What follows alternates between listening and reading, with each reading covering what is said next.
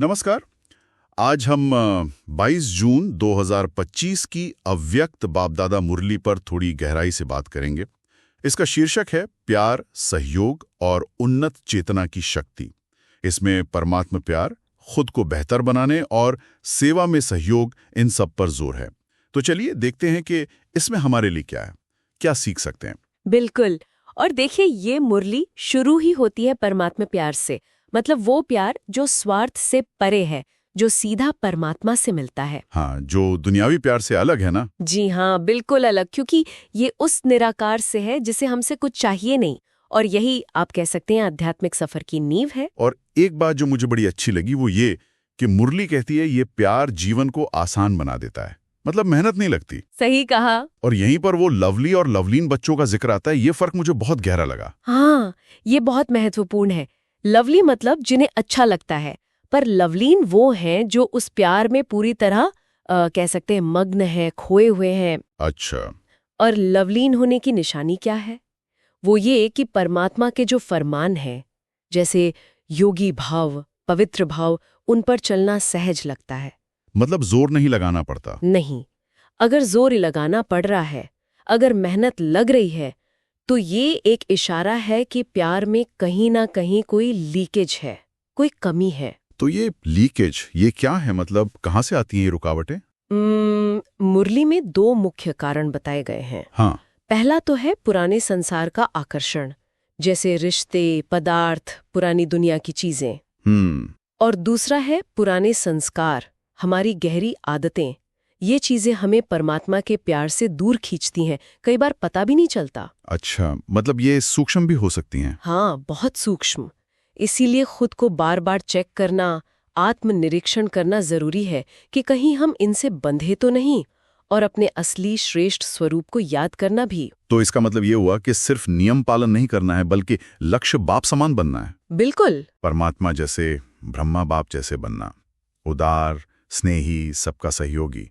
तो क्या ये कह सकते हैं कि संस्कार बदलने में जो मेहनत लगती है वो इसीलिए है क्योंकि हम पूरी तरह लवलीन नहीं हैं? हाँ, काफी हद तक यही बात है। जब प्यार पूरा होता है तो परिवर्तन सहज लगता है।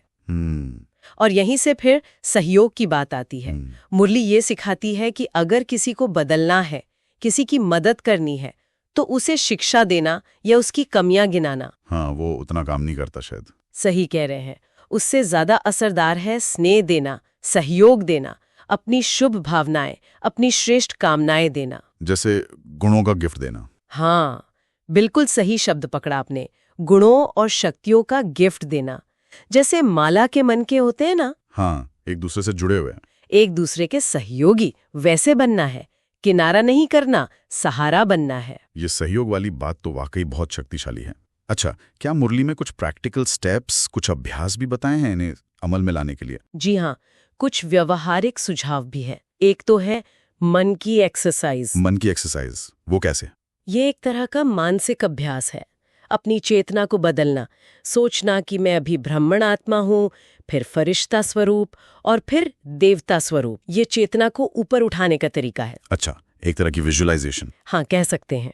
और दूसरा है मन का शुद्ध भोजन। शुद्ध भोजन मतलब सात्विक खाना? नहीं, यहाँ मन के भोजन की बात है।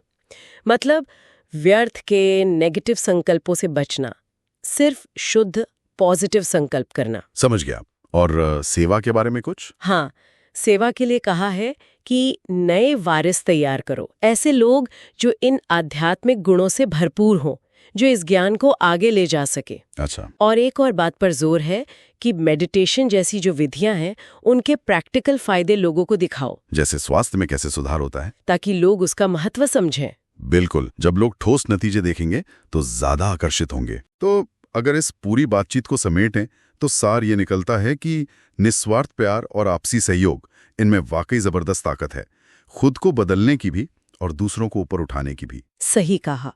फोकस कमजोरियों पर नहीं, बल्कि स्नेह और सहयोग से उन्हें ताकत देने पर होना चाहिए।